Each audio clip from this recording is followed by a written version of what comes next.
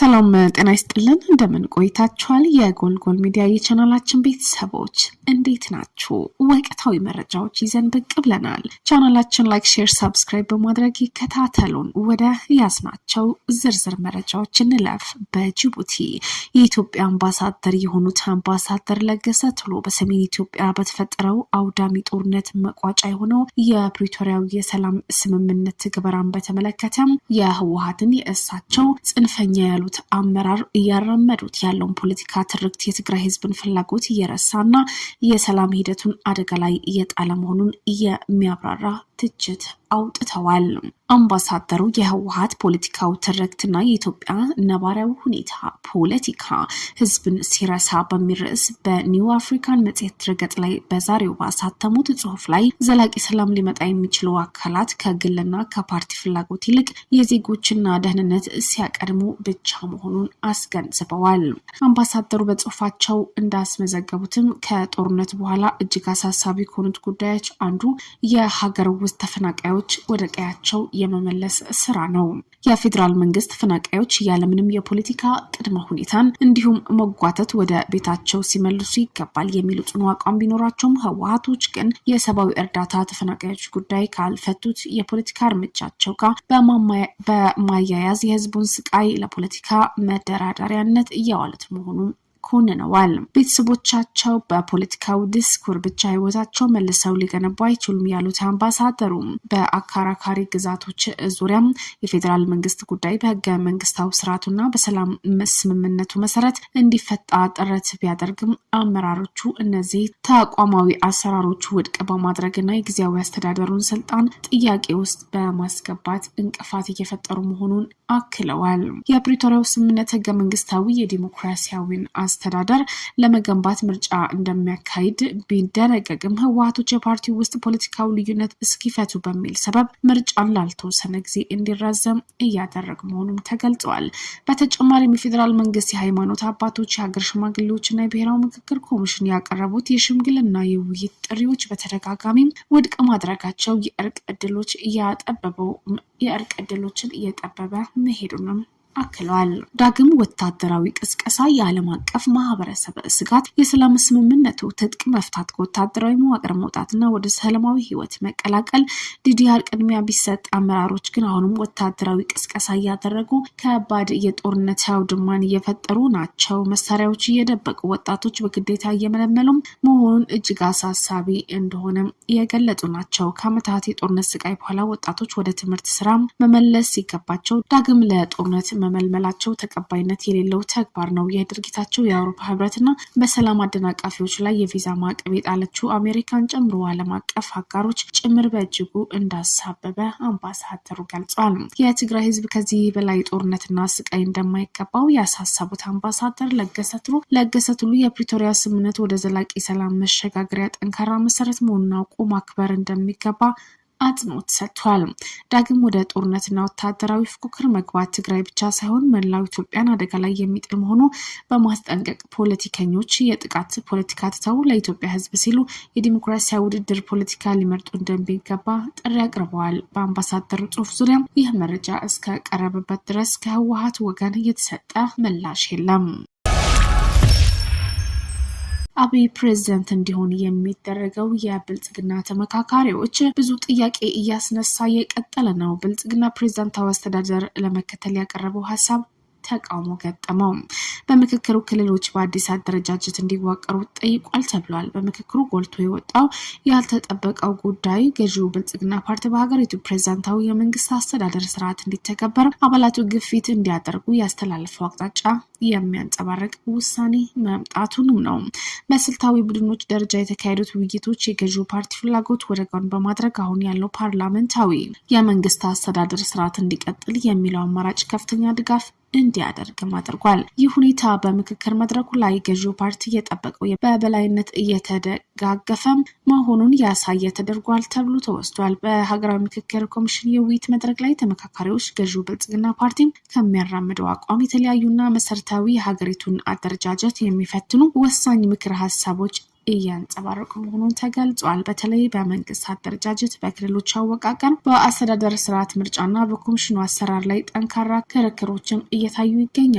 በመንግስት አደረጃጀትና ቅርጽ አጀንዳ ዙሪያ በተደረገው ስትራቴጂካዊ ውይይት አሁን በስራ ላይ ያለው የብሔር ፌዴራሊዝም ያሉበት ውስንነቶች በማረም እንዲቀጥል አብዛኛዎቹ ተመካካሪዎች ድምጽ ሰጥተዋል። እየተካሄደ ባለው ጉባኤ ምንም እንኳን መልክዓ ምድር መሰረት ያደረገ ጂኦግራፊያዊ ፌዴራሊዝም እንደ አማራጭ ቢቀርብም አሁን ባለው የፖለቲካ አውድና የብሔር ማንነት ጥያቄዎች በብዛት ሁኔታ ስርዓቱን ሙሉ በሙሉ መቀየር ችግሩን ሊያባብሰው ይችላል የሚል ስጋትም ተጠቁሟል። ይሁን እንጂ ፌዴራሊዝም ስርዓቱ ከማሻሻያ ጋር እንዲቀጥል ቢፈለግም በስሩ የሚኖሩ የክልሎች አደረጃጀትና አዲስ መልክ እንዲይዝም ጥሪ ቀርቧል። ተመካካሪዎች የክልሎችን አደረጃጀት ከብሔር ማዕቀፍ ወጥቶ በመልክዓ ምድራዊ አመችነት በኢትዮጵያ በኢኮኖሚያዊ አቅም በህዝብ ብዛት ላይ የተመሰረተ እንዲሆን ጠንካራ አቋም ማንጸባረቃቸው የውይይቱ አንዱ ትልቅ ትኩረት ሆኗል። ይህ ሀሳብ አሁን ያለው የብሔር ፌዴራሊዝም አወቃቀር ስር ነቀል በሆነ መልኩ የሚፈትን ነው።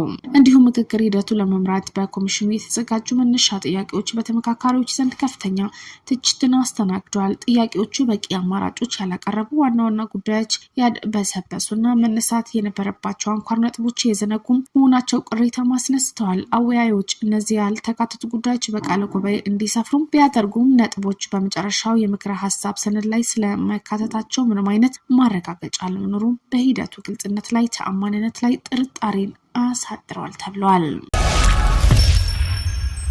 ፋኖ ተስፋ እየቆረጠ ነው። የሚያስታጥቋቸው ተስፋ ቆርጠዋል።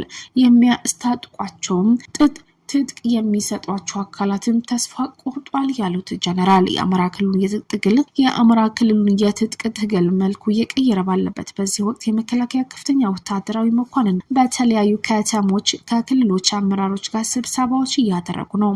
በዛሬው ዕለትም በአዊ ብሔረሰብ ዞን የምስራቅ እዝ አዛዥ ጀነራል መሐመድ ተሰማ የመሩት ስብሰባም ተደርጓል። ጀነራሉ በስብሰባው ላይ ጠላት እንደ ጽንፈኛ ሲሉ ስለጠሩት የፋኖ ቡድን አህጉራዊ ቁመና ማብራሪያም ሰጥተዋል። እንደ ጀነራሉ ገለጻ የፋኖ ቡድን አሁን ላይ ቆሞ መዋጋት የሚችልበት ቁመና ላይ አይደለም። አሁን ግዳጅ እየፈጸምን ያለ ነው። የኢትዮጵያ መፍረስ ከሚሹ ኃይሎችና ባንዳዎች ላይ ነው የሚሉት ጀነራሉ እየተደመሰሰ ያለው ጽንፈኛ ቡድን ታሪካዊ የሀገር ጠላቶች ለማንገስ የሚውተረተር ነው። የጥፋት መልእክተኛውን ሴራ ማክሸፍ ማለት የኢትዮጵያ ሰላምና ልማትን ማረጋገጥ ነው ሲሉም ያክላሉ። ታሪካዊ ጠላቶች ሲሉ የጠሯቸው አካላት ፋኖ በማስታጠቅና በማደራጀት ስልጣን በእጃቸው ለማስገባት ሞክረዋል ሲሉ የከሰሱ ሲሆኑ ነገር ግን ይህ እቅዳቸውን ደግሞ ተኗል ብለዋል። ጠላቶች እየተመቱ አስታጣቂዎች ተስፋ እየቆረጡ ነው ያሉ ሲሆን ሰራዊት በቡድኑ ላይ ባሳረፈው ጠንካራ ምት አሁን ላይ በዞኑ በሰፈነው ተነጻጻሪ ሰላም በአዊ ብሔረሰብ አስተዳደር የልማት ስራዎች ተጀምረዋል በማለት አክለዋል። ጠላት ተመቶ በአንድ ቦታ መዋል ማደር የማይችልበት ደረጃ በመድረሱ ተስፋ እየቆረጠ ነው። ይህም የሆነበት ምክንያት ሰራዊቱና ብሔረሰብ አስተዳደሩ ባመጡት ድል ነው ብለዋል አዛዡም።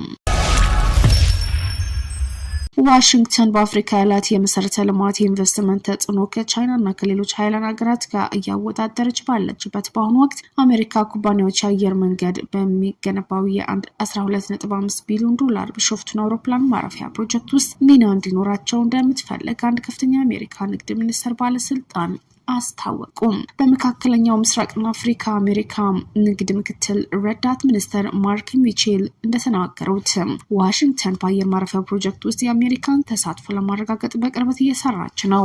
ሚሼል ይህንን የተናገሩት በአዲስ አበባ በተካሄደው የአፍሪካ ሎጂስቲክስ እና ኮሚኒኬሽን ሲምፖዚየም ላይ በበይነመረብ በሰጡት መግለጫ ሲሆን ከኢትዮጵያ አየር መንገድ ኃላፊዎች ጋር መወያየታቸው ገልጸዋል። የአሜሪካ ኩባንያዎች በፕሮጀክቱ ውስጥ ምን አይነት ሚና ሊጫወቱ እንደሚችሉ በግልጽ ባያስቀምጡም በጀነራል ኤሌክትሪክ ሞተሮች የሚሰሩ ተጨማሪ የቦይንግ አውሮፕላኖች ወደ መግዛት ሊያመራ እንደሚችል ተጠቁሟል። አየር መንገዱ ባለፈው ሚያዝያ ወር ቀደም ሲል ካዘዟቸው 20 ጄቶች በተጨማሪ 6 ተጨማሪ የቦይንግ 787-9 ድሪም ላይነር አውሮፕላኖች ለመግዛት መስማማቱም ይታወሳል። በአዲስ አበባ 45 ኪሎ ሜትር ርቀት ላይ በደቡብ ምስራቅ አቅጣጫ የሚገኘው ባለ 4 የመሮጫ መንገድ ያለው ይህ የአየር ማረፊያ ግንባታ ባለፈው ወር ጥር የተጀመረ ሲሆን በ2030 ሲጠናቀቅ የአፍሪካ ዱባይ ለማድረግ የታለመ ነው። ለዚህ ግዙፍ ፕሮጀክት የአፍሪካ ልማት ባንክ $500 ሚሊዮን ያገባ ሲሆን ቀሪው $8.7 ቢሊዮን የማፈላለቁን ጥረት እየመራ ይገኛል። የኢትዮጵያ አየር መንገድ ዋና ስራ አስፈጻሚ አቶ መስፍን ጣሰው ባለፈው ሚያዝያ ወር እንደተናገሩት የአሜሪካ የፋይናንስ ተቋማት በፕሮጀክቱ ውስጥ ለመሳተፍ ፍላጎት አሳይተዋል። ከዚህ ጋር ተያዘ ሚችል የአሜሪካን አርቲፊሻል ኢንተለጀንስ AI ቴክኖሎጂ ምርቶች ወደ ውጭ የመላክ ጥረት አካል በመሆን ንግድ ሚኒስትሩ ከኢትዮጵያ አርቲፊሻል ኢንተለጀንስ ኢንስቲትዩት ጋር ያለውን ግንኙነት ለማጠናከር እየሰራ መሆኑን ገልጸዋል።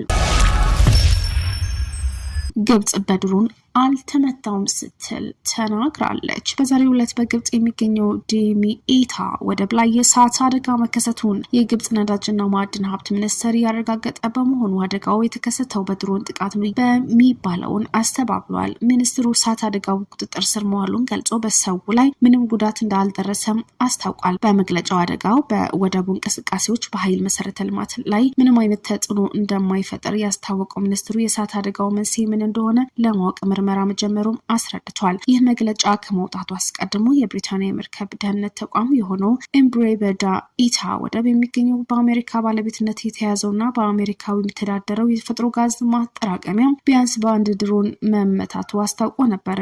እንዲሁም ኢንችሼፕ የተባለው የመርከቦች ወኪል ደግሞ በደረሰው የድሮን ጥቃት ፍንዳታው መከሰቱን ገልጾ በአካባቢው 2 መርከቦች ለጥንቃቄ እንዲወጡ መደረጉ ይፋ አድርጓል። የግብጽ ነዳጅ ሚኒስቴር በመግለጫው እሳት አደጋው የተከሰተው ከሁለቱ መርከቦች ርቀት በላይ መሆኑን ጨምረው ገልጸዋል። ለዛሬው ያዝናቸው ወቅታዊ አዳዲስ መረጃዎች ይህን ይመስሉ ነበር። ድጋሜ ተመልሰን ወቅታዊ መረጃዎች በመያዝ ብቅ እንላለን። ቻናላችን ላይክ፣ ሼር፣ ሰብስክራይብ በማድረግ ይከታተሉን።